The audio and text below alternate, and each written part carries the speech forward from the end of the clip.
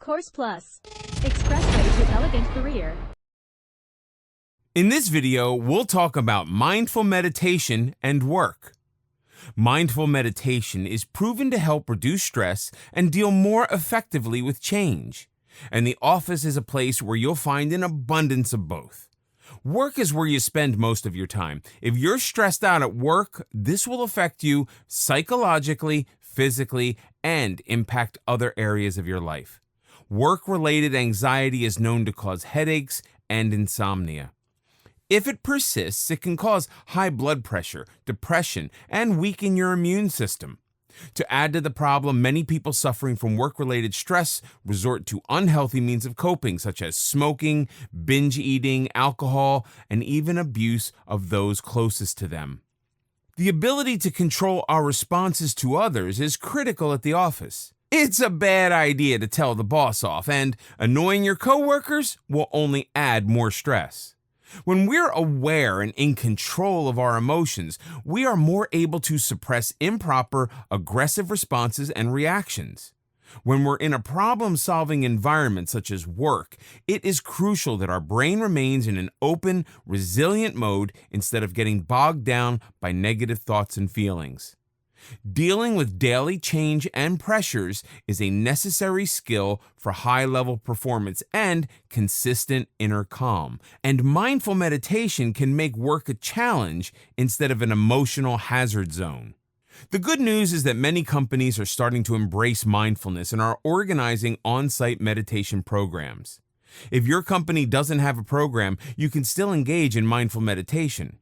Short breathing meditations can be done at a desk and can quickly shift your mind to problem-solving stance instead of panic mode. When work pressures become overwhelming, use mindful meditation to keep yourself in a calm zone. All kinds of ideas may be flowing through your mind. My report isn't good enough. The boss will fire me. Your mind is scattering into all kinds of areas except focusing on the report. As you take control and change those intruding thoughts, it will be easier to approach the problem in a more productive way.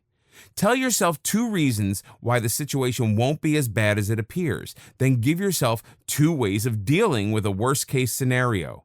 If the boss really does hate the report, what actions can you take to resolve the problem?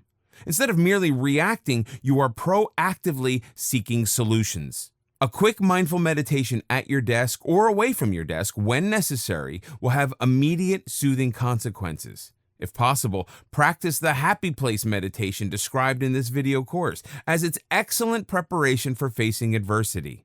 Instead of remaining overwhelmed by what the boss may do, you'll be more prepared to listen mindfully to what is being said and form a more reasoned response.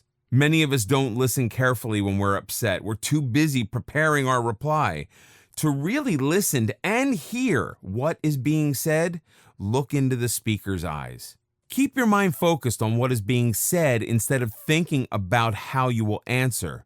It's all too common to talk without thinking and say things that we wish we could take back. Mindful listening improves how we communicate with others. You hear the words and the intent behind the words. When people notice that you are genuinely paying attention, they're far more likely to listen to what you have to say. More mindful actions you can take at work. Before leaving for work in the morning, tell yourself that you will remain calm and mindful. This will set the tone for the day before you leave the house.